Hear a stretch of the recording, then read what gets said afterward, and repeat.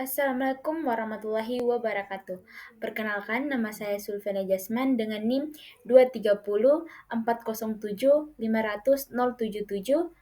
dari kelas M238 jurusan Pendidikan Guru Sekolah Dasar Universitas Negeri Makassar. Baik, di sini saya akan membahas mengenai makna pengembangan pembelajaran IPS di SD. Baik, kita masuk pada topik umum. Yang pertama itu ada pengertian pendidikan IPS di SD.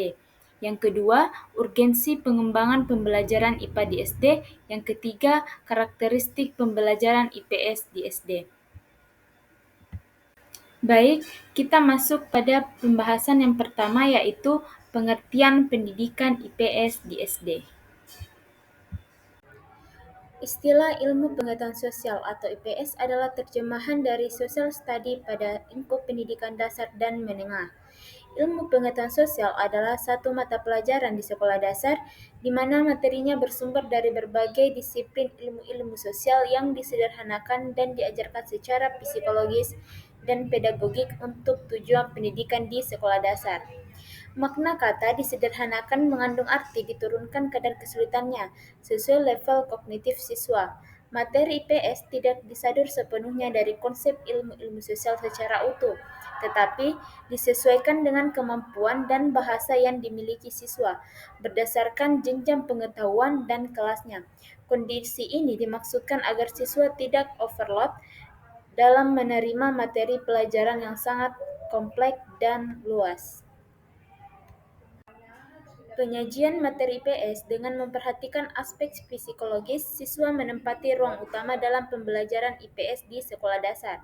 Aspek psikologis siswa meliputi siswa yang dirinci seperti motivasi dan minat yang sangat tinggi yang mempengaruhi pemilihan strategi pembelajaran untuk menyampaikan materi.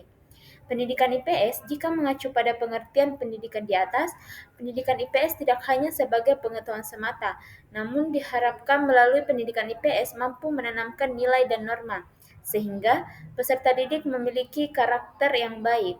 Menurut Warsono 2011, dalam mengembangkan pendidikan untuk kehidupan dan memanusiakan manusia, maka pendidikan IPS memberi pemahaman arti penting kebersamaan, nilai, norma sehingga konflik dapat dihindari. Ilmu pengetahuan sosial atau IPS merupakan suatu bidang studi yang diajarkan di sekolah sampai di perguruan tinggi. Ilmu pengetahuan sosial atau IPS yang diajarkan tidak hanya untuk memberikan pengetahuan semata, namun juga berfungsi sebagai pendidikan.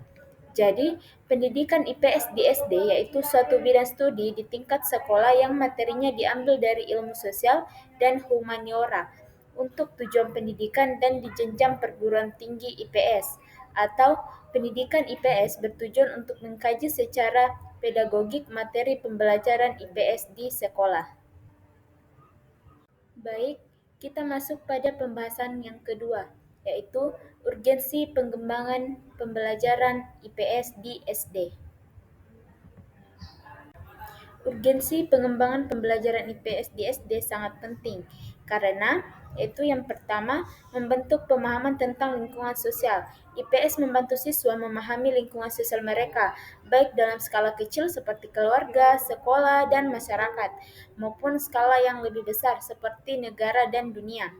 Dua, membangun kesadaran kewarganegaraan. Sejak dini, siswa perlu memahami hak dan kewajiban mereka sebagai warga negara.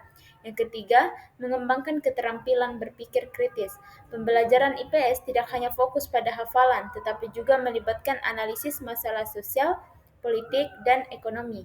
Yang keempat, menumbuhkan toleransi dan penghargaan terhadap keberagaman. Indonesia adalah negara yang kaya akan keberagaman budaya, agama, dan suku. Yang kelima, memperkenalkan konsep sejarah geografi dan ekonomi. Siswa diperkenalkan pada konsep-konsep dasar sejarah, geografi, dan ekonomi yang membantu mereka memahami peran Indonesia di dunia global, perubahan sosial dan politik, serta dinamika ekonomi. Yang keenam, membentuk karakter dan etika sosial.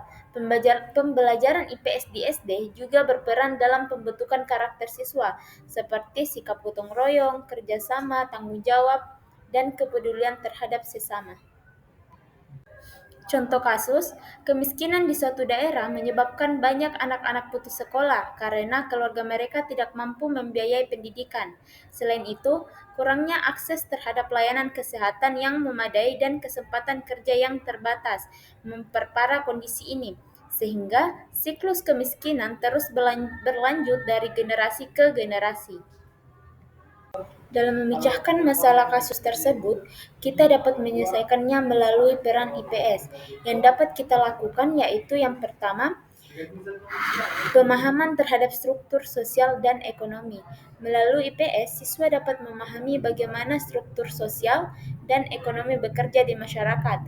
Mereka akan belajar tentang konsep kesenjangan sosial, distribusi sumber daya, dan bagaimana kebijakan ekonomi dapat mempengaruhi kehidupan masyarakat.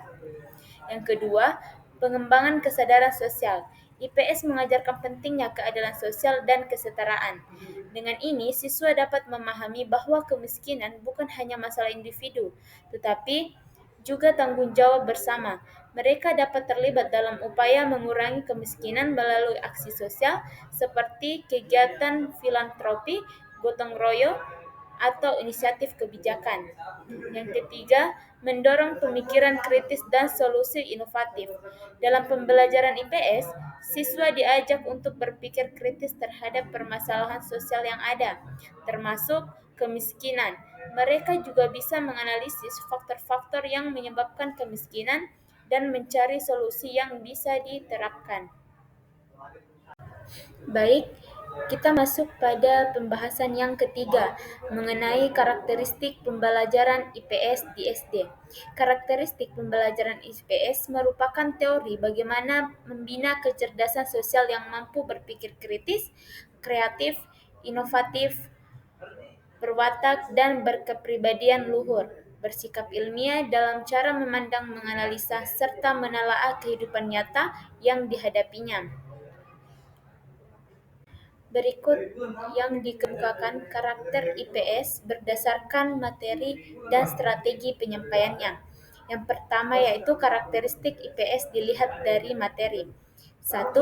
Segala sesuatu atau apa saja yang ada dan terjadi di sekitar anak sejak dari keluarga, sekolah, desa, kecamatan, sampai lingkungan yang luas, negara dan dunia dengan berbagai permasalahannya. Yang kedua, kegiatan manusia, misalnya mata pencarian, pendidikan, keagamaan, produksi, komunikasi, dan transportasi.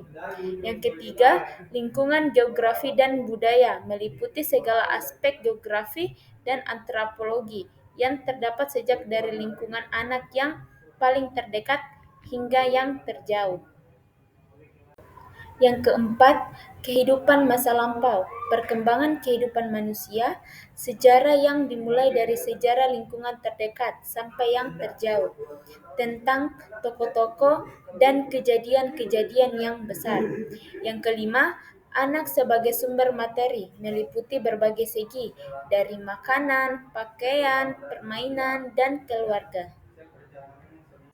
Yang terakhir yaitu karakteristik dilihat dari strategi penyampaian pengajaran IPS.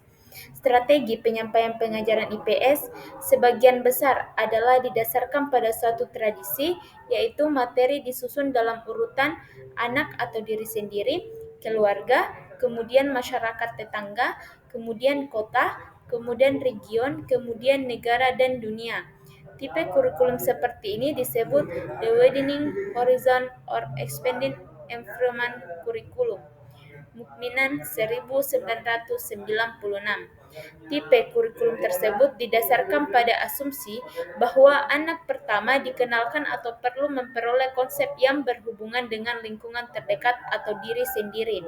Selanjutnya, secara bertahap dan sistematis bergerak dalam lingkungan konsentrasi, keluar dari lingkaran tersebut, kemudian mengembangkan kemampuannya untuk menghadapi unsur-unsur dunia yang lebih luas.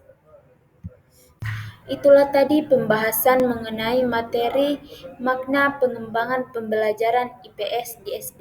Wabillahi taufiq wal hidayah. Wassalamualaikum warahmatullahi wabarakatuh.